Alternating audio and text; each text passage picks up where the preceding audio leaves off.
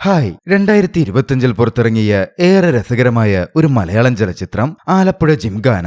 ഖാലിദ് റഹ്മാൻ എഴുതി സംവിധാനം ചെയ്ത് ശ്രീനീഷ് ശശിധരൻ കോറേറ്ററായ ചലച്ചിത്രം ഡയലോഗ്സ് എഴുതിയത് രതീഷ് രവിയായിരുന്നു. നെസ്ലനും ലുക്മാനും ഗണപതിയും സന്ദീപും അടക്കം വലിയൊരു താരനിര തന്നെ ചലച്ചിത്രത്തിലുണ്ട്. രസകരമായ ഈ ചലച്ചിത്രം ബോക്സ് ഓഫീസിൽ വളരെ വലിയ വിജയമായിരുന്നു. നിലവിലിപ്പോൾ സോണി ലിവിലൂടെ ചലച്ചിത്രം സ്ട്രീം ചെയ്യപ്പെടുന്നുണ്ട്. കാണാൻ താല്പര്യമുള്ളവർ ചലച്ചിത്രം അവിടെ നിന്ന് കാണുമല്ലോ. നമുക്ക് ഈ സിനിമയുടെ ചെറിയൊരു കഥാസംഗ്രഹം കേട്ടു നോക്കാം. കഥയാരംഭിക്കുന്നതിന് മുമ്പ് ഇത്തരത്തിൽ സിനിമാ കഥകളൊക്കെ കേൾക്കാൻ താല്പര്യമുള്ളവരാണ് നിങ്ങളെങ്കിൽ നമ്മുടെ ചാനൽ ഒന്ന് സബ്സ്ക്രൈബ് ചെയ്യണേ. കൂട്ടുകാർക്ക് ഷെയർ ചെയ്തു കൊടുക്കുകയും കമന്റ് ചെയ്യുകയും ലൈക്ക് ചെയ്യുകയും ചെയ്യൂ. നമുക്ക് നേരെ കഥയിലേക്ക് പോകാം. കഥയാരംഭിക്കുന്നത് ഒരു ഷാപ്പിൽ നിന്നുമാണ്.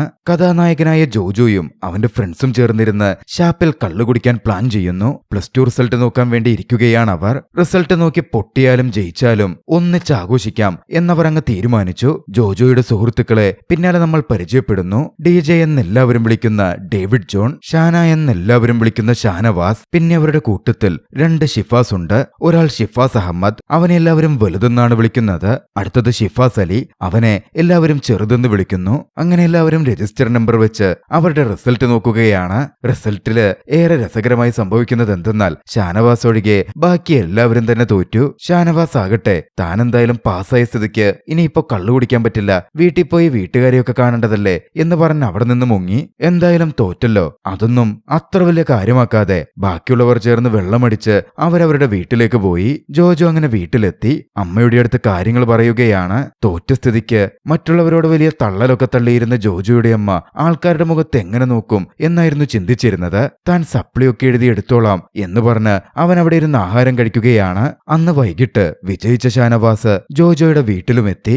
അവൻ ജയിച്ചെന്നുകൂടി അറിഞ്ഞതോടെ ജോജോയുടെ അമ്മ അവനേട്ട് നല്ല രീതിയിൽ കുത്താൻ തുടങ്ങി. ഒടുവിൽ ജോജോ തന്നെ ഷാനവാസിനെ വീട്ടിൽ നിന്നിറക്കി വിട്ടു. പോവാൻ നേരം അടുത്ത ദിവസം ബർത്ത്ഡേ ആണെന്നും ബോട്ടിൽ വെച്ച് കാണാമെന്നുമൊക്കെ ഷാനവാസ് പ്രത്യേകം ജോജോയോട് വിളിച്ചു പറയുന്നുണ്ടായിരുന്നു. അങ്ങനെ അടുത്ത ദിവസം ഇരുവരും ബോട്ടിൽ അവിടെ നിന്ന് പുറപ്പെടുകയാണ്. ബോട്ടിൽ യാത്ര ചെയ്യുമ്പോൾ ജോജോ നോട്ടമിട്ട് വെച്ചിരുന്ന ഒരു പെൺകുട്ടിയുണ്ട്. അനുപമ എന്നാണ് അവളുടെ പേര്. അനുപമയ്ക്ക് അടുത്ത് ചെന്ന് ചെറുതായി ഒന്ന് മുട്ടി നോക്കാനൊക്കെ ജോജോ ശ്രമിക്കുന്നുമുണ്ട്. അനുപമയിലും ചെറിയ തോതിലൊരു താല്പര്യമൊക്കെ പ്രകടമായിരുന്നു. എന്തായാലും ഇരുവരും ബോട്ടിറങ്ങുമ്പോ ജോജോയുടെ സുഹൃത്ത് ഷെറിനും ഷെറിന്റെ കൂട്ടുകാരിയും അവിടെ ഉണ്ടായിരുന്നു. ഷെറിൻ ജോജോയുടെ ബെസ്റ്റ് ഫ്രണ്ടാണ്. ഷെറിനും ജോജോയും ഏറെ സ്നേഹത്തോടെ ഇരുന്നോരോ കാര്യങ്ങൾ സംസാരിക്കാൻ തുടങ്ങി. +2 തോറ്റ കാര്യമൊക്കെ അവൻ അവളോടായി പറഞ്ഞു. ജോജോയുടെ ബർത്ത്ഡേ ആയതുകൊണ്ട് ഷെറിൻ അവനൊരു ഗിഫ്റ്റ് കൊടുത്തു. ആ സമയമാണ് ലോട്ടറി വിൽക്കുന്നൊരു ചേച്ചി അതുവഴി വന്നത്. എന്തായാലും ജോജോയുടെ ബർത്ത്ഡേ അല്ലേ, ഒരു ലോട്ടറി എടുത്ത് അവന് കൊടുത്തേക്കാം എന്ന മട്ടിലായിരുന്നു ഷെറിൻ. പക്ഷേ ജോജോയ്ക്ക് അതത്രയും ഇഷ്ടപ്പെടുന്നുണ്ടായിരുന്നില്ല.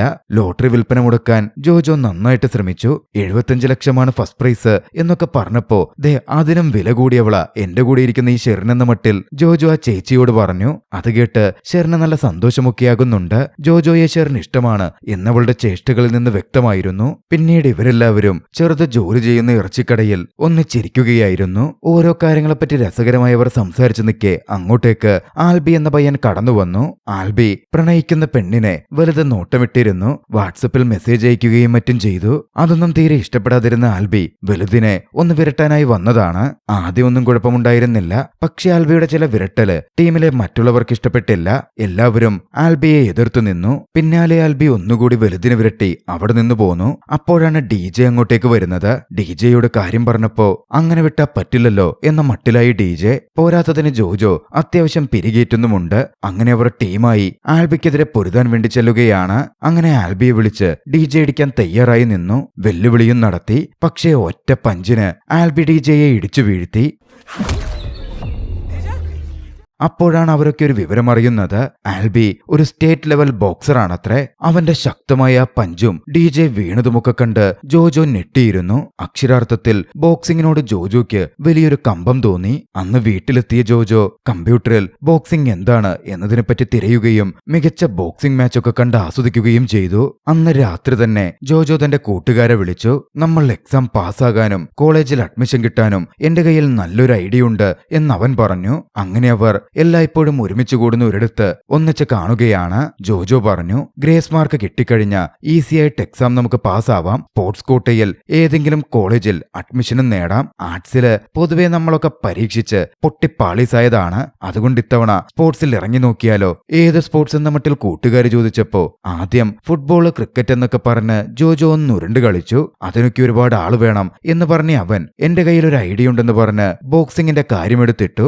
ആദ്യം ഇത് കേട്ടെല്ലാവരും ഒന്ന് ഞെട്ടിയെങ്കിലും പിന്നീട് ഇവൻ വിശദീകരിച്ചപ്പോ അത് കൊള്ളാമെന്ന് അവർക്കും തോന്നി. എല്ലാവർക്കും ഇടിക്കാൻ താല്പര്യമുള്ളവരാണ്. ബോക്സിംഗ് ആകട്ടെ ഇടിയുടെ കലയും. അങ്ങനാണെങ്കിൽ അതൊന്ന് ശ്രമിച്ചേക്കാം.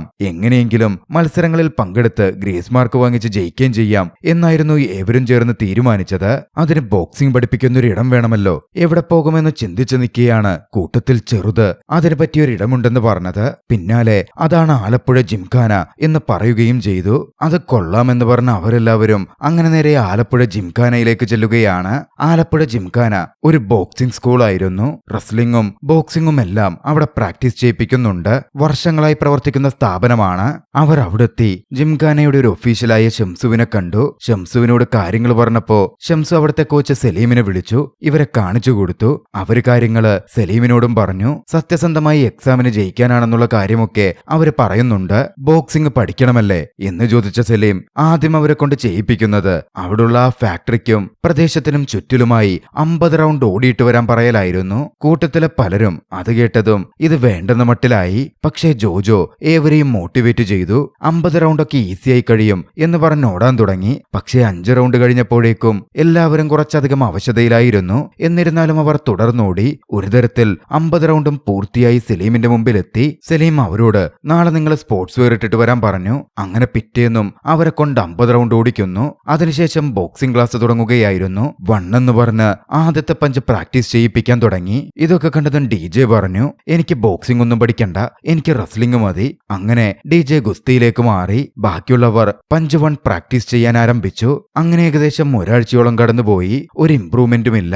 1 എന്ന് എണ്ണിക്കൊണ്ട് ഒറ്റ പഞ്ച് മാത്രമാണ് പഠിപ്പിച്ചുകൊണ്ടിരിക്കുന്നത്. ഒടുവിൽ ക്ഷമകെട്ട് അവര് സലീമിനോട് ഇനി എന്താണെന്ന മട്ടിൽ ചോദിച്ചു. സലീം പോസ് ചെയ്ത് 2 എന്ന മട്ടിൽ അടുത്ത കൈ കൊണ്ടെങ്ങനെ പഞ്ച് ചെയ്യണമെന്ന് കാണിച്ചു കൊടുത്തു. പിന്നീട് അതായി പ്രാക്ടീസ്. ഇതെന്താ വേറൊന്നും പഠിപ്പിക്കാത്തത് എന്ന മട്ടിൽ ജോജോ ചോദിച്ചപ്പോ അവിടുണ്ടായിരുന്ന മറ്റൊരു സ്റ്റുഡന്റ് പറഞ്ഞു, ഞങ്ങൾ വന്നിട്ട് 1 മാസമായി, ഇപ്പോഴും ഇത് തന്നെയാ പഠിപ്പിച്ചുകൊണ്ടിരിക്കുന്നേ. ബോക്സിംഗ് പഠിക്കാൻ പോയ ശേഷം അവൻ അനുപമയെ ഇംപ്രസ് ചെയ്യാൻ കൂടുതലായി ശ്രമിക്കുന്നുണ്ടായിരുന്നു. താൻ ഭയങ്കര ബോക്സറായി എന്നും ഇപ്പോ ആരെ വേണമെങ്കിലും ഇടിച്ചിടാം എന്ന മട്ടിലായിരുന്നു അവന്റെ സംസാരം. വരാൻ പോകുന്ന ടൂർണമെന്റുകളെ പറ്റിയൊക്കെ വലിയ വായിൽ അവൻ സംസാരിക്കുന്നുണ്ട്. ആകെ അറിയാവുന്നത് ഒരു 1-2 പഞ്ചാണ് എന്നത് വേറെ കാര്യം. അന്നും അവർ ബോട്ടിറങ്ങുമ്പോ ഷെറിനവിടെ അവരെ കാത്തിരിക്കുന്നുണ്ടായിരുന്നു. അങ്ങനെ വീണ്ടും അവർ തങ്ങളുടെ ക്ലാസ് തുടരുകയാണ്. ആ സമയത്താണ് അങ്ങോട്ടേക്ക് കരുത്തനായ ഒരു യുവാവ് കടന്നു വരുന്നത്. കണ്ടാൽ തന്നെ ഒരു അത്ലറ്റിക് ലുക്കൊക്കെ ഉണ്ട്. വന്നയാളെ സലീം അവർക്കായി പരിചയപ്പെടുത്തി. ആന്റണി ജോഷുവ എന്നായിരുന്നു അവന്റെ പേര്. ഇതേ ജിംഖാനയിൽ നിന്ന് പഠിച്ചുപോയവനാണ് അവൻ. ഇപ്പോൾ നാഷണൽസും കഴിഞ്ഞ് ഇന്ത്യക്ക് വേണ്ടി മത്സരിച്ചുകൊണ്ടിരിക്കുന്നു. ഇനി മുതൽ ആന്റണി ആയിരിക്കും നിങ്ങളെ ട്രെയിൻ ചെയ്യുക എന്ന് സലീം അവരോടായി പറഞ്ഞു. അങ്ങനെ കോച്ചിന്റെ സ്ഥാനം ആന്റണി ജോഷുവ ഏറ്റെടുക്കുകയാണ്. ജോഷുവ ആദ്യമേ അവരോട് കുറച്ച് ഗൗരവത്തിലായിരുന്നു ഇടപെട്ടത്. നിങ്ങൾ എത്ര നാളായി പ്രാക്ടീസ് ചെയ്യുന്നു എന്നൊക്കെ ചോദിച്ചറിഞ്ഞവൻ നിങ്ങളാരെങ്കിലും ബോക്സിംഗ് ഗ്ലൗസ് ഇതുവരെ കണ്ടിട്ടുണ്ടോ എന്ന് ചോദിച്ച് ഇല്ലെന്ന് പറഞ്ഞതും അത് കാണിക്കാൻ അവരെ കൊണ്ടുപോകുന്നു. ആദ്യം ഗ്ലൗസ് ഇടാൻ പറഞ്ഞത് ജോജോയോടായിരുന്നു. എന്നിട്ട് പഞ്ചിങ് ബാഗിൽ പഞ്ച് ചെയ്യാൻ ആവശ്യപ്പെട്ടു. അവൻ പഞ്ച് ചെയ്തെങ്കിലും പഞ്ചിനൊട്ടും പവറില്ലായിരുന്നു. ഇങ്ങനെ ചെയ്താ പോരാ എന്ന് പറഞ്ഞിട്ട് ടെക്നിക്കൽ സൈഡ് അടക്കം പറഞ്ഞുകൊടുത്ത് അത്തരത്തിൽ പഞ്ച് ചെയ്യാൻ ആവശ്യപ്പെട്ടു. അങ്ങനെ ആന്റണി പറഞ്ഞ പോലെ കറക്റ്റായി അവൻ പഞ്ച് ചെയ്തതും ശക്തമായ ആ പഞ്ചിൽ പഞ്ചിങ് ബാഗ് പൊട്ടി താഴേക്ക് വീണു. അത് കണ്ടതും ജോജോയുടെയും അവന്റെ കൂടെയുള്ളവരുടെയും കോൺഫിഡൻസ് വരെ കൂടി. അങ്ങനെ ആന്റണി അവരെ പരിശീലിപ്പിക്കാൻ ആരംഭിച്ചു. കുറച്ചുനാൾ അങ്ങനെ കടന്നുപോയി. ജില്ലാതല മത്സരങ്ങൾ ആരംഭിക്കുകയായിരുന്നു. അവരുടെ ജിംഖാനയിൽ വെച്ച് തന്നെയായിരുന്നു ജില്ലാതല മത്സരം നടക്കുന്നത്. ജിംഖാനയിലെ പലരെയും വന്നവരൊക്കെ അടിച്ചു വീഴ്ത്തുന്നത് കണ്ട് ജോജോ ഒന്ന് ഞെട്ടി നിൽക്കുന്നുണ്ട്. ആ സമയത്താണ് അങ്ങോട്ടേക്ക് മത്സരത്തിന് നടാശ എന്ന് പറഞ്ഞ പെൺകുട്ടിയും പെൺകുട്ടിയുടെ കൂട്ടുകാരും അടങ്ങുന്ന സംഘം എത്തുന്നത്. നടാശയെ കണ്ടതും കണ്ടതും ചെറിയൊരു കോഴിയായ ജോജോയ്ക്ക് അവളിലൊരു താല്പര്യം തോന്നി. ജോജോ അന്ന് നടാശയ്ക്കും കൂട്ടുകാരുടെയും അടുത്ത് ചെന്ന് തന്റെ സംസാരിക്കാനുള്ള കഴിവുകൊണ്ട് അവളോട് ബോക്സിംഗ് കാണാൻ ക്ഷണിക്കുന്നു എന്ന മട്ടിലൊക്കെ പറഞ്ഞ് തന്നെ വലിയ സംഭവമായി ബിൽഡ് ചെയ്ത് കാണിക്കാനൊക്കെ ശ്രമിച്ചു. പക്ഷേ അവള് ജോജോയെ ചെറുതായിട്ടൊന്ന് ആക്കിയായിരുന്നു വിട്ടത്. അന്ന് മത്സരം കാണാൻ അങ്ങോട്ടേക്ക് അനുപമയും ഷെറിനും അടക്കം എല്ലാവരും എത്തിയിരുന്നു. ജോജോ അങ്ങനെ റിങ്ങിലെത്തി. ഷാനവാസായിരുന്നു ജോജോയുടെ എതിരാളി. ഷാനവാസിനും മര്യാദക്ക് ബോക്സിംഗ് അറിയില്ല, ജോജോയ്ക്കും അറിയില്ല. അതുകൊണ്ട് തന്നെ ഒരു തരത്തിൽ അന്നത്തെ ബോക്സിംഗിൽ ജോജോ ജയിക്കുന്നുണ്ട്. വൈകാതെ നടന്ന മാച്ചിൽ നതാശയുടെ പെർഫോമൻസ് കണ്ട് ജോജോ ഒന്ന് ഞെട്ടി. അവൾ മികച്ചൊരു ബോക്സറായിരുന്നു. പിന്നീട് ദീപക് എന്ന പയ്യനും മത്സരത്തിനെത്തിയിരുന്നു. മറ്റെവിടെന്നോ എത്തിയ അവൻ ജിംഖാനയിലെ ഷിബുവിനെ തന്നെ അടിച്ചിട്ടു. ദീപകിന്റെ പെർഫോമൻസ് കണ്ട് ജോജോ അതിൽ ഇംപ്രസ്ഡ് ആവുന്നു പോലുമുണ്ട്.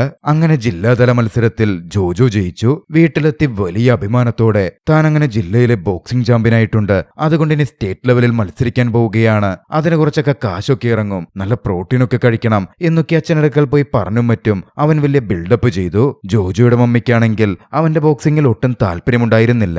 ആ നേരത്തെ സപ്ലൈ എഴുതി എങ്ങനെയെങ്കിലും പാസ്സായി വല്ല കോളേജിലും കയറ് എന്നൊക്കെയായിരുന്നു അമ്മ പറഞ്ഞുകൊണ്ടിരുന്നത്. എന്തായാലും ജോജോ തന്റെ മുറിയിലേക്ക് പോയി. അനുപമ അവനെ വിളിച്ചു ചോദിച്ചു മാച്ച് ജയിച്ചിട്ട് വിജയിയായിട്ട് പാർട്ടിയൊന്നുമില്ലേ എന്ന്. അങ്ങനെ അവർ ഡിജെയുടെ വീട്ടിൽ വെച്ച് ഒരു പാർട്ടി നടത്താൻ തീരുമാനിച്ചു. അനുപമയും അവളുടെ ഫ്രണ്ടുമൊക്കെ അങ്ങോട്ടേക്ക് എത്തുകയും ചെയ്തു. വലുതിന് ആൽബിയുടെ ഗേൾഫ്രണ്ടുമായി ഒരു കണക്ഷൻ ഉണ്ടായിരുന്നല്ലോ. ആൽബിയുടെ ഗേൾഫ്രണ്ട് മരിയയെ അവൻ പൊക്കി പാർട്ടിക്ക് കൊണ്ടുവന്നിട്ടുണ്ടായിരുന്നു. അങ്ങനെ എല്ലാവരും എത്തി പാർട്ടി നടക്കാനൊക്കെ ആരംഭിച്ചു. പാർട്ടിക്കിടയിൽ അനുപമയെ തനിച്ച് ഒന്ന് മാറ്റിക്കൊണ്ടുപോകാൻ വളരെ വിദഗ്ധമായി ജോജോ ശ്രമിച്ചു. അങ്ങനെ ഡിജെയുടെ വീട്ടിലൊരു മുറിയിലേക്ക് അനുപമയെ അവൻ എത്തിച്ചു. അവളെ ഒന്ന് ചുംബിക്കാനൊക്കെയായിരുന്നു ജോജോയുടെ പദ്ധതി. പക്ഷെ അവൻ അതിന് ശ്രമിച്ചതും അവൾ അതേ കാര്യം അവനോട് ചോദിച്ചു. പിന്നാലെ ഏത് തരത്തിലുള്ള ചുംബനമാണ് എന്ന് ചോദിച്ച് ചുംബനങ്ങളുടെ രീതികളുടെ ഒരു വലിയ ലിസ്റ്റ് തന്നെ അവന്റെ മുമ്പിലേക്ക് വെച്ചു. ജോജോ ആണെങ്കിൽ അതൊക്കെ ആദ്യമായി കേൾക്കുന്ന പോലെ ഞെട്ടിത്തെറിച്ച് നിൽക്കുകയായിരുന്നു. ജോജോയെ സംബന്ധിച്ച് വളരെ സാധാരണമായ ഒരു ഉമ്മ കൊടുക്കാനായിരുന്നു അവൻ അവളെ അങ്ങോട്ടേക്ക് വിളിച്ചുകൊണ്ട് വന്നത്. ഇതിപ്പോ എന്ത് ചെയ്യണമെന്നറിയാതെ അവൻ വല്ലാതെ ഷോക്കായാൽ അവനൊന്നും ചെയ്യാൻ പറ്റില്ല. ഒടുവിൽ ഉമ്മ പോലും വെക്കാതെ അവളെയും വിളിച്ചിറക്കി അവൻ താഴേക്ക് ചെന്നു. അതോടെ അനുപമയ്ക്ക് ജോജോയിലുള്ള ഇൻട്രസ്റ്റ് പൂർണ്ണമായും നഷ്ടപ്പെട്ടു. വീട്ടിലൊരു അത്യാവശ്യമുണ്ട് എന്ന് പറഞ്ഞ് കൂട്ടുകാരിയെയും വിളിച്ച് അവൾ വൈകാതെ ഇറങ്ങി. പോയതിനു പിന്നാലെ ജോജോയുടെ ഫോണിലേക്ക് നമ്മൾ ശരിയാവില്ല എന്ന മട്ടിൽ അവളുടെ മെസ്സേജും എത്തി. ബ്രേക്കപ്പും പറഞ്ഞു. കാരണം ചോദിച്ചപ്പോ പറഞ്ഞത് എനിക്ക് നന്നായിട്ട് കിസ് ചെയ്യാൻ അറിയാവുന്ന ഒരു ബോയ് ഫ്രണ്ട് വേണം എന്ന ആഗ്രഹം എന്ന മട്ടിലായിരുന്നു. ജോജോ അന്ന് നല്ല രീതിയിൽ ഒന്ന് ഇൻസൾട്ടഡ് ആകുന്നുണ്ട്. അടുത്ത ദിവസം അതിന്റെ ഒരു വിഷമത്തിലായിരുന്നു പ്രാക്ടീസ് സ്ഥലത്ത് അവനിരുന്നിരുന്നത്. ആന്റണി ചോദിച്ചു സ്റ്റേറ്റ് ലെവൽ മത്സരം നടക്കാൻ പോവുകയാ, നിങ്ങൾ പ്രാക്ടീസ് ചെയ്യുന്നില്ലേ? ജില്ലാതല മത്സരം പോലൊന്നുമായിരിക്കില്ല അത്, ആരാണെങ്കിലും റിങ്ങിൽ കയറുമ്പോ ഇടിച്ചാ പോരെ എന്ന മട്ടിലായിരുന്നു അവരുടെ മറുപടി. അതോടെ എങ്കിയൊരു പണി ചെയ്യ്, നിങ്ങൾ രണ്ടുപേര് എനിക്കെതിരെ ഇടിക്കാൻ വാ, എന്റെ മുഖത്ത് ഒരു പഞ്ചെങ്കിലും ചെയ്താൽ നിങ്ങൾ പ്രാക്ടീസ് ചെയ്യണ്ട എന്ന് ആന്റണി പറഞ്ഞു. അങ്ങനെ വലുതും ജോജോയും ഗ്ലൗസ് ഒക്കെ ഇട്ട് ആന്റണിക്കെതിരെ പൊരുതാനിറങ്ങി. പക്ഷേ റിങ്ങിൽ വെച്ച് ആന്റണിയെ ഒന്ന് തൊടാൻ പോലും അവർക്ക് കഴിഞ്ഞില്ലെന്ന് മാത്രമല്ല, ആന്റണിയുടെ അടുത്തുനിന്ന് നല്ല പഞ്ച് അവർക്ക് കിട്ടുകയും ചെയ്തു. അന്നാണ് ബോക്സിംഗിൽ തങ്ങൾ ഒന്നുമല്ല എന്ന തിരിച്ചറിവ് അവർക്കുണ്ടാവുന്നത് തന്നെ. അടുത്ത ദിവസം ജോജോ ഷെറിനെ കണ്ടു. മൊത്തത്തില് എല്ലാം പാളിയിരുന്ന അവൻ അക്കാര്യങ്ങളൊക്കെ ഷെറിനോട് പറഞ്ഞു. എനിക്ക് മര്യാദക്ക് ബോക്സിംഗും ചെയ്യാൻ പറ്റുന്നില്ല, മര്യാദക്ക് കിസ്സും ചെയ്യാൻ പറ്റുന്നില്ല. അങ്ങനെ അവൻ പറഞ്ഞുകൊണ്ടിരുന്നപ്പോ അവള് ചോദിച്ചു നീ അതിനിപ്പോ ആരെയാ കിസ് ചെയ്തേ? അവൻ പറഞ്ഞു അതല്ല, ഞാൻ വെറുതെ പറഞ്ഞതാ, നിനക്ക് എങ്ങനത്തെ കിസ്സാ ഇഷ്ടം? അവൻ അവളോട് ചോദിച്ചു. കിസ് അങ്ങനെ പലതരമൊക്കെ ഉണ്ടോ? ഒരൊറ്റ കിസ്സല്ലേ ഉള്ളൂ, keep it simple and sweet, അങ്ങനെയാണോ എന്നവൻ ചോദിക്കുമ്പോ അതേന്ന് പറഞ്ഞ് അവൾ അവന്റെ കവിളിൽ ഒരു ഉമ്മ കൊടുത്തു. ദാ ഇത്രയുള്ളൂ എന്ന് പറഞ്ഞു. ഇനി നീ എന്നെ ഒന്ന് കിസ് ചെയ്തേ എന്ന് പറഞ്ഞ് അവൾ തന്റെ കവിള് കാണിച്ചു. അവൻ അവളുടെ കവിളിൽ ചുംബിച്ചു. അതോടെ അവന് വല്ലാത്തൊരു ആശ്വാസം കിട്ടുകയാണ്. ഇതിനെന്തിനാ ഇത്ര ടെൻഷൻ അടിക്കുന്നത് എന്നായിരുന്നു ഷെറിൻ അവനോട് ചോദിച്ചത്. പിന്നെ പറയണ്ടല്ലോ, ധൈര്യം കൂടിയ അവൻ കൂടുതൽ കോൺഫിഡൻസോടെ അടുത്ത ദിവസം ജിംഖാനയിലേക്ക് എത്തി. ജില്ലാതലത്തിൽ വിജയിച്ചവർ സ്റ്റേറ്റ് ലെവലിൽ മത്സരിക്കാൻ പോവുകയാണല്ലോ. ആലപ്പുഴ ജില്ലയെ റെപ്രസെന്റ് ചെയ്ത് അവർ പോകുമ്പോ അങ്ങോട്ടേക്ക് പുതിയ ആളുകളും എത്തുന്നുണ്ടായിരുന്നു. പ്രത്യേകിച്ച് നേരത്തെ ജില്ലാതല മത്സരത്തിൽ വിജയിച്ചവർ. അങ്ങനെ അങ്ങോട്ടേക്ക് ദീപക് കടന്നു വന്നു. ആന്റണി ദീപകിനോട് ആരാണ് കോച്ചെന്നൊക്കെ ചോദിച്ചപ്പോ കോച്ച് ഇല്ലെന്നും യൂട്യൂബ് കണ്ട ട്രെയിൻ ചെയ്തത് എനിക്ക് പെയിന്റ് പണിയാണ്, പെയിന്റ് പണി കഴിഞ്ഞുള്ള ബാക്കി സമയത്ത് ഇതൊക്കെ ചെയ്യുന്നത് എന്ന് ദീപക് പറഞ്ഞു. ആന്റണിക്ക് ദീപകിൽ ഒരു ഇഷ്ടവും പ്രതീക്ഷയുമൊക്കെ തോന്നി. അധികം വൈകാതെ ക്രിസ്റ്റഫർ എന്ന പയ്യനും കിരൺ എന്ന പയ്യനും ജില്ലാ ടീമിലേക്ക് ജോയിൻ ചെയ്തു. അന്ന് സലീം എല്ലാവരോടുമായി പറഞ്ഞു നിങ്ങൾ ഇനി മത്സരിക്കുന്നത് ആലപ്പുഴ ജിംഖാനയ്ക്ക് വേണ്ടിയിട്ടല്ല, ആലപ്പുഴ ജില്ലയ്ക്ക് വേണ്ടിയിട്ടാണ്. എല്ലാവരും അവരവരുടെ വെയിറ്റ് കാറ്റഗറിയിലായിരിക്കും മത്സരിക്കുന്നത്. അതുകൊണ്ട് ആന്റണി ഓരോരുത്തർക്കും ഓരോ ഡയറ്റ് പ്ലാനും മറ്റും കൊടുത്തു. പിന്നീട് അങ്ങോട്ടേക്ക് കനത്ത പരിശീലനത്തിന്റെ ദിവസങ്ങളായിരുന്നു. എല്ലാവരും ഒന്നിച്ചൊരു ടീമായി പ്രാക്ടീസ് ചെയ്യാൻ ആരംഭിച്ചു. ജോജോയുടെ ബോക്സിങ്ങോ മറ്റോ ഇഷ്ടമല്ലാത്ത അമ്മ പലപ്പോഴും അവനെ വഴക്ക് പറയുന്നുണ്ടായിരുന്നു. പക്ഷെ അവന്റെ അച്ഛൻ അവനെ മോട്ടിവേറ്റ് ചെയ്യുകയും സപ്പോർട്ട് ചെയ്യുകയും ഒക്കെ ചെയ്തു. അങ്ങനെ എല്ലാവരും സ്റ്റേറ്റ് ലെവലിൽ മത്സരിക്കാൻ വേണ്ടി കൊച്ചിയിലേക്ക് എത്തുകയാണ്. അവിടെ എത്തിയ അവരാകട്ടെ എത്തിയപാടെ തന്നെ അവിടെ നിന്ന് ചായയും പപ്സും എല്ലാം വാങ്ങിച്ചങ്ങ് കഴിക്കാൻ തുടങ്ങി. ജില്ലാതല മത്സരം പോലെ തന്നെ ആയിരിക്കും അവിടെയും ഉണ്ടാവുക എന്നൊക്കെയായിരുന്നു അവർ കരുതിയിരുന്നത്. പക്ഷെ ഒടുവിൽ എല്ലാവരുടെയും വെയിറ്റ് ചെക്ക് ചെയ്ത് വെയിറ്റ് കാറ്റഗറിയിലേക്ക് തരംതിരിച്ചപ്പോഴായിരുന്നു സ്റ്റേറ്റ് ലെവൽ മത്സരം എത്രത്തോളം സീരിയസ് ആണ് എന്നവർ മനസ്സിലാക്കുന്നത്. അന്നത്തെ വെയിറ്റ് ചെക്കിങ്ങിൽ ഏറ്റവും വലിയ പണി കിട്ടിയത് ജോജോയ്ക്കായിരുന്നു. ജില്ലാ തലത്തിൽ ജോജോ മത്സരിച്ചത് 60 കിലോ കാറ്റഗറിയിലാണ്. പക്ഷെ അവിടെ വെയിറ്റ് ചെയ്തപ്പോ അവൻ 65 കിലോ കാറ്റഗറിയിലേക്ക് മാറി. ഞെട്ടലോടെ അത് കണ്ട് ജോജോ ഇറങ്ങി വന്നപ്പോ കോച്ച് ആന്റണി അവനിട്ടൊരു കൊട്ടുകൊട്ടി. ഇപ്പൊ മനസ്സിലായില്ലേ കൺട്രോൾ ചെയ്ത് ഫുഡ് കഴിക്കാൻ പറഞ്ഞത് എന്തിനാണെന്ന്. 65 കിലോ കാറ്റഗറിയിലെ എതിരാളികൾ കൂടുതൽ കരുത്തരായിരുന്നു. ജോജോ അത് കണ്ടൽപ്പം ഭയക്കുന്നുമുണ്ട്. ഇതേ സമയം അങ്ങോട്ടേക്ക് നടാശയും ഗ്യാങ്ങും ബോക്സിംഗ് മത്സരത്തിനായി അങ്ങോട്ടേക്ക് എത്തിയിരുന്നു. നടാശയെ കണ്ടതും അവളെ ഒന്ന് ഇംപ്രസ് ചെയ്യിക്കാനും മറ്റുമായി ജോജോ വലുതിനെയും കൂട്ടി അങ്ങോട്ടേക്ക് ചെന്നു.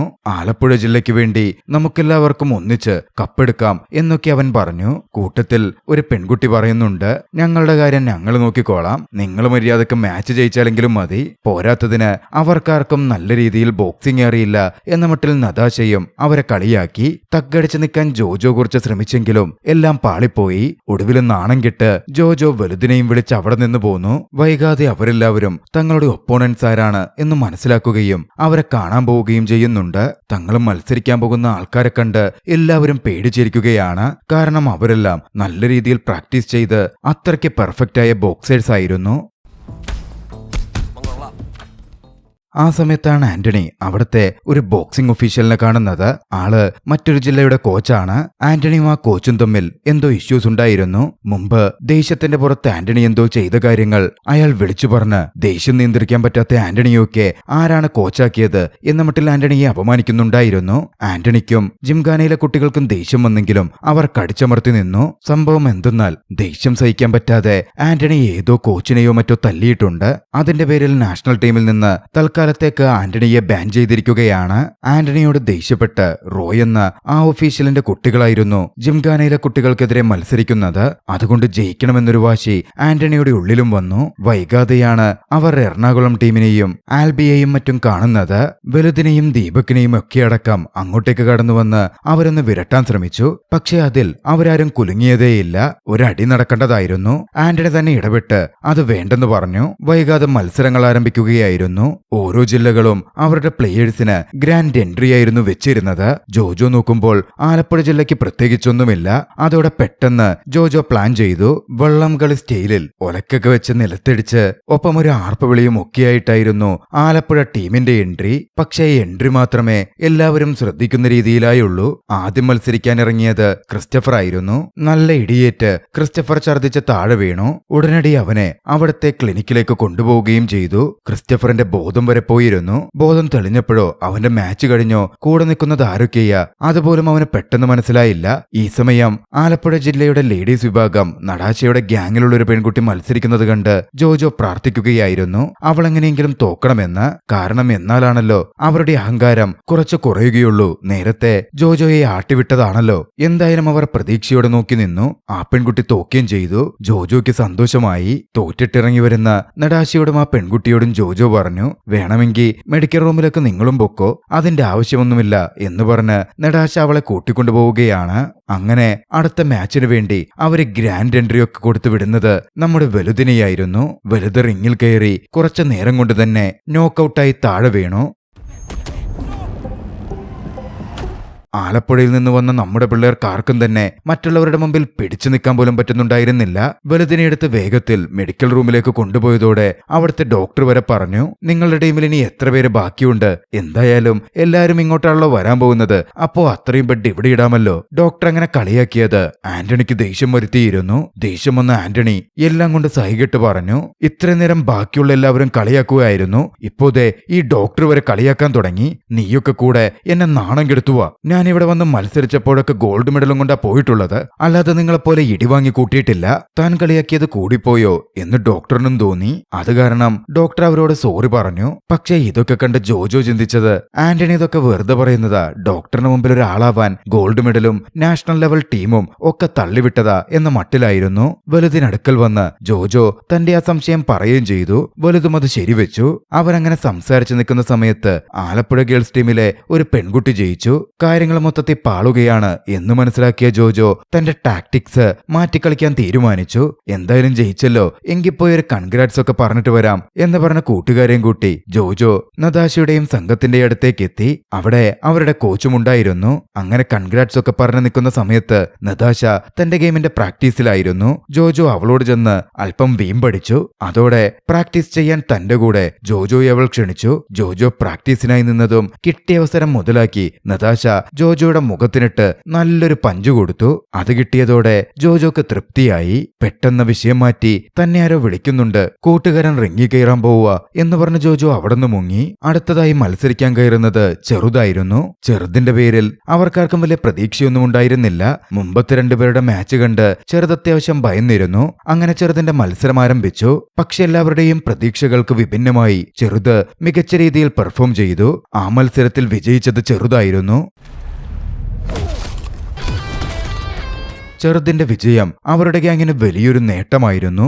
ഒന്നുമില്ലെങ്കിലും മൊത്തമായി നാണം കെടാതിരുന്നല്ലോ. നതാശയുടെ ഗ്യാങ് അടക്കം എല്ലാവരും വന്ന് ചെറുതിനോട് കൺഗ്രാറ്റ്സ് ഒക്കെ പറയാൻ തുടങ്ങി. കൂട്ടത്തിലൊരു പെൺകുട്ടി ചെറുതിനെ ഇഷ്ടമാണ് എന്നിവരെ അങ്ങ് പറയുകയും ചെയ്തു. അടുത്തതായി ഇറങ്ങുന്നത് ജോജോ ആയിരുന്നു. ഫ്രണ്ട്സൊക്കെ മോട്ടിവേഷൻ കൊടുത്ത് ജോജോ മോട്ടിവേഷൻ കയറി ഇപ്പോ എതിരാളിയെ ഇടിച്ചിടും എന്ന മട്ടിൽ ഗ്രാൻഡ് എൻട്രിയോടെ വേദിയിലേക്ക് കയറി. പക്ഷേ എതിരാളിക്ക് മുമ്പിൽ അധിക നേരം പിടിച്ചു നിൽക്കാനും ജോജോയ്ക്ക് സാധിച്ചില്ല. റഫറിയുടെ മറപറ്റിയും മറ്റും കോമാളി കളിച്ചിറങ്ങിൽ കുറച്ചുനേരം പിടിച്ചു നിൽക്കാൻ ജോജോ ശ്രമിച്ചെങ്കിലും ഒടുവിൽ ശക്തമായ പഞ്ചേറ്റ് ജോജോ താഴെ വീണു.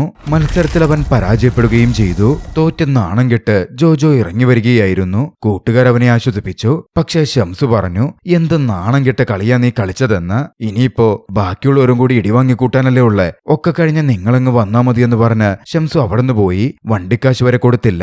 നാണം കെട്ട് ജോജോ പോവാൻ തുടങ്ങിയതും അവിടെ നതാശയുടെ ഇടി തുടങ്ങിയിരുന്നു. അതോടെ അവളുടെ കളി കണ്ട് താല്പര്യം തോന്നിയ ജോജോയ്ക്ക് ആവേശം കയറുകയാണ്. മികച്ച ഫൈറ്ററായിരുന്ന അവൾ റിങ്ങിൽ തന്റെ ബോക്സിംഗ് കഴിവുകൾ ഓരോന്നായി വെളിപ്പെടുത്തി. ജോജോ വീണ്ടും അവളിൽ ഇംപ്രസ്ഡ് ആയി. അന്ന് നടന്ന മത്സരത്തിൽ നതാശ എതിരാളിയെ ഇടിച്ചിട്ട് വിജയിച്ചിരുന്നു. അങ്ങനെ ആലപ്പുഴ ടീമിന്റെ ആൺവിഭാഗത്തിൽ മത്സരിക്കാൻ ബാക്കിയായത് രണ്ടുപേർ മാത്രമായിരുന്നു, കിരണും ദീപക്കും. കിരണിനാണെങ്കിൽ വല്ലാതെ ഭയം തട്ടിയിരുന്നു. കഴിഞ്ഞ തവണത്തെ ഇടിയുടെ കാര്യവും തനിക്ക് കിട്ടിയ അടിയും നാണക്കേടുമൊക്കെ ഓർത്ത് റിങ്ങിലേക്ക് ഇറങ്ങാൻ തന്നെ കിരൺ ഭയപ്പെട്ടു നിന്നു. കോച്ചും മറ്റുള്ളവരും ഒക്കെ ഉപദേശിച്ചിട്ടും കിരണിന്റെ ഭയം മാറുന്നേണ്ടായിരുന്നില്ല.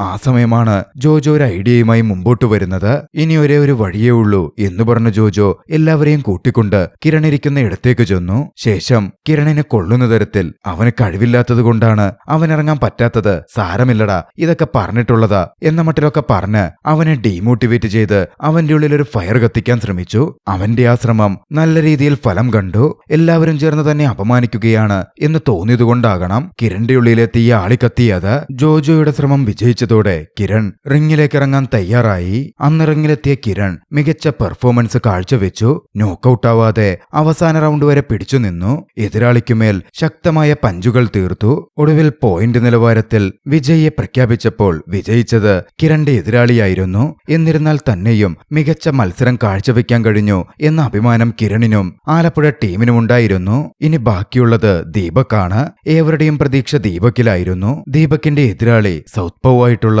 സമീർ ആയിരുന്നു. സമീറിന്റെ ഇടം കൈക്കായിരിക്കും കൂടുതൽ പവർ ഉള്ളത്. അതുകൊണ്ട് ഇടം കൈ കൊണ്ട് കൂടുതൽ പഞ്ച് കിട്ടാതെ സൂക്ഷിക്കണം എന്നും കൃത്യമായി ദീപക്കിന് ആന്റണി നിർദ്ദേശം കൊടുത്തു.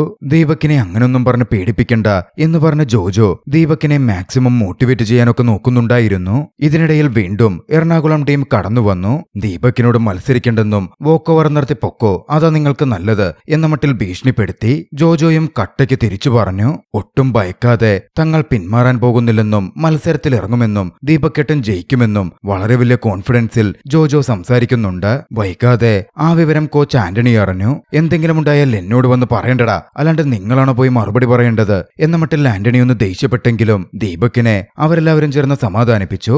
ഇതൊന്നും ദീപക് മൈൻഡ് ചെയ്യേണ്ടെന്ന് പറഞ്ഞു.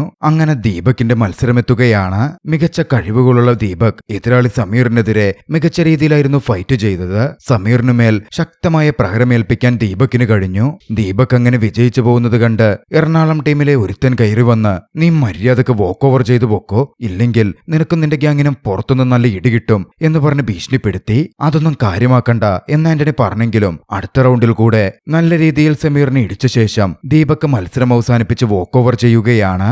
ദീപക് അങ്ങനെ വിജയിക്കാനിരുന്ന മത്സരത്തിൽ നിന്ന് പിന്മാറിയത് ആന്റണിക്ക് ദേഷ്യം വരുത്തിയിരുന്നു. ദീപക് ചിന്തിച്ചതാകട്ടെ തന്റെ ഗ്യാങ്ങിന്റെ സുരക്ഷ മാത്രമായിരുന്നു. എന്തായാലും എല്ലാം കഴിഞ്ഞു, ഇനി ഇവിടുന്ന് പോവാം എന്ന് പറഞ്ഞ് അവരൊക്കെ പോവാൻ തയ്യാറെടുത്തു.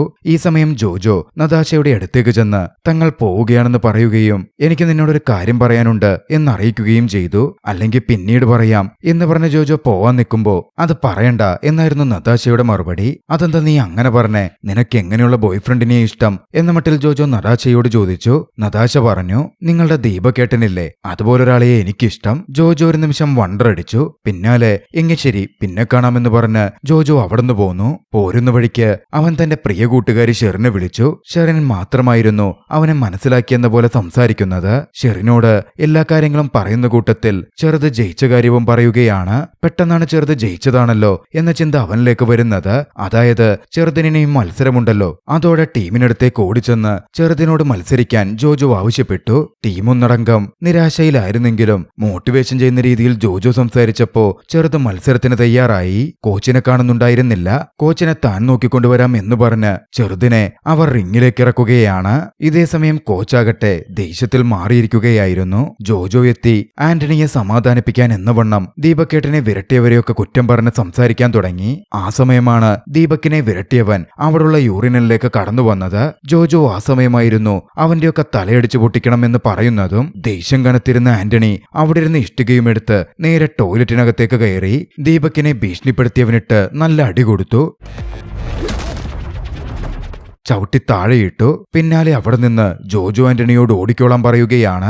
അവരോട് റിങ്ങിനടുത്തേക്ക് എത്തിയപ്പോ ചെറുത് നല്ല രീതിയിൽ അടികൊണ്ട് നിൽക്കുകയായിരുന്നു. ചെറുതിനെയും വിളിച്ചിറക്കുക പോവാമെന്ന് ആന്റണി പറഞ്ഞതും വലുത് കയറി ചെറുതിനെ വിളിച്ചിറക്കി. അവരെല്ലാവരും എറണാകുളം ടീമിന്റെ കണ്ണിൽപ്പെടാതെ മറ്റൊരു ഗ്രൗണ്ടിലൂടെ മാറി മുങ്ങി പുറത്തു കടക്കാൻ ശ്രമിച്ചു. പക്ഷേ ആ ശ്രമം കുരുക്കിലേക്കായിരുന്നു അവരെ കൊണ്ടുപോയത്. ഗ്രൗണ്ടിനുള്ളിൽ രണ്ട് വശത്തു നിന്നായി വന്ന് എതിരാളികൾ അവരെ വളഞ്ഞു. പിന്നെ അവിടെ ഒരു കൂട്ടിയടിയായി മാറി.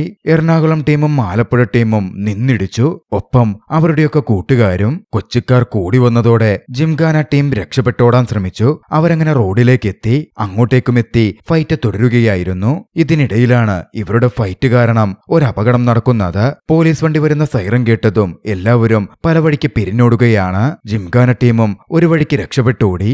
ആ സമയത്ത് ജോജോ ദീപക്കിനോട് നതാശയ്ക്ക് ദീപക്കിനോട് ഇഷ്ടമുള്ള കാര്യം അറിയിച്ചു. നീ ഇപ്പോഴാണോടാ എന്നിട്ട് പറയുന്നേ എന്നായിരുന്നു ദീപക്കിന്റെ മറുചോദ്യം. അത് പറയാൻ പറ്റിയ സാഹചര്യമായിരുന്നല്ലോ എന്ന മട്ടിലായിരുന്നു ജോജോ മറുപടി പറഞ്ഞത്. എന്തായാലും അന്ന് അവർ അവിടെ നിന്ന് ലിഫ്റ്റ് ചോദിച്ച് ആലപ്പുഴയിലേക്ക് പോരാൻ തുടങ്ങി. ഒടുവിൽ അവർക്ക് ലിഫ്റ്റ് കിട്ടിയതാകട്ടെ ഒരു ആംബുലൻസിലും. പോരുന്ന സമയത്ത് ആംബുലൻസിലായിരിക്കും നീയൊക്കെ വരുന്നത് എന്ന മട്ടിൽ പറഞ്ഞ് ജോജോയുടെ അമ്മ ജോജോയെ ഒന്ന് കൊച്ചാക്കിയിരുന്നു. അതുപോലെ തന്നെ നടക്കുന്നല്ലോ എന്ന മട്ടിൽ ജോജോ ചിന്തിക്കുകയും ചെയ്തു. അന്ന് ആംബുലൻസിൽ യാത്ര ചെയ്തു പോകുമ്പോ അവരൊക്കെ പരസ്പരം സംസാരിച്ചു. ദീപക് എല്ലാവരോടും ക്ഷമ ചോദിച്ചു.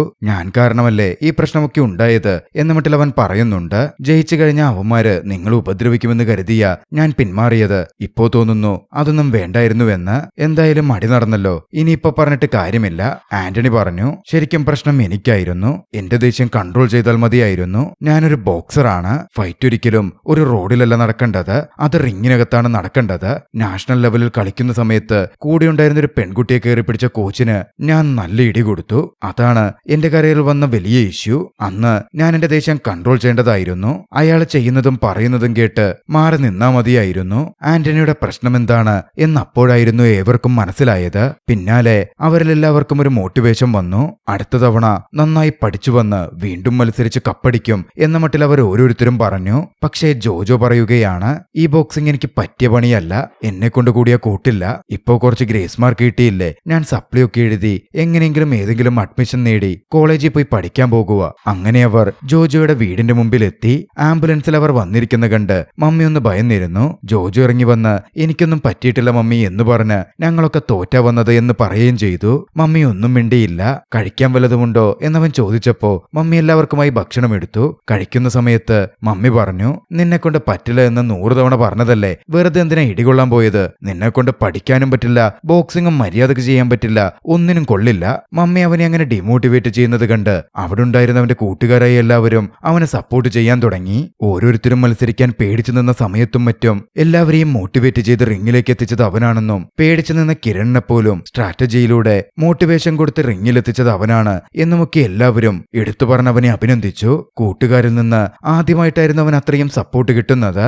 എല്ലാരെയും പോലെ അവനും നിങ്ങൾ കുറച്ച് സപ്പോർട്ട് ചെയ്താൽ മതി, അവൻ ലൈഫിൽ ഒരുപാട് ഉയരത്തിലെത്തും എന്ന് കോച്ച് കൂടി പറഞ്ഞതോടെ ജോജോയ്ക്ക് സന്തോഷമായി. ജോജോ എഴുന്നേറ്റ് ആ മമ്മിയോട് പറഞ്ഞു, എനിക്കും ഇതായിരുന്നു വേണ്ടിയിരുന്നത്. ഒടുവിൽ ജോജോ തന്റെ തീരുമാനം പ്രഖ്യാപിച്ചു. ജോജോ ബോക്സറായി മത്സരിക്കാനില്ല, പക്ഷേ അടുത്ത കൊല്ലത്തെ സ്റ്റേറ്റ് ലെവൽ മത്സരത്തിൽ അവരുടെ ടീം മാനേജറായി ജോജോ ഉണ്ടാകും. അങ്ങനെ മനസ്സിലുറപ്പിച്ച് അടുത്ത വർഷത്തേക്കായി പ്രാക്ടീസ് ചെയ്യാൻ അവർ ജിംഖാനയിൽ ഒന്നിച്ചുകൂടി. അവരുടെ ടീമിന്റെ മാനേജർ പദവിയിൽ ജോജോയും അവരുടെ കൂടെ ഉണ്ടായിരുന്നു. ആ ദൃശ്യങ്ങളോടെ ആലപ്പുഴ ജിംഖാന എന്ന ചലച്ചിത്രം അവസാനിക്കുന്നു. രസകരമായ ചലച്ചിത്രം നിങ്ങൾക്ക് ഇഷ്ടമായെങ്കിൽ വീഡിയോ ലൈക്ക് ചെയ്യുക. അഭിപ്രായങ്ങളും നിർദ്ദേശങ്ങളും കമന്റുകളിൽ രേഖപ്പെടുത്തുക. കഴിയുമെങ്കിൽ ചാനൽ സബ്സ്ക്രൈബ് ചെയ്തും കൂട്ടുകാർക്ക് ഷെയർ ചെയ്തു കൊടുത്തും ഞങ്ങളെ സപ്പോർട്ട് ചെയ്യുക. അടുത്ത എപ്പിസോഡിൽ മറ്റൊരു മികച്ച ചലച്ചിത്രവുമായി നമുക്ക് കണ്ടുമുട്ടാം. അതുവരെ ബൈ.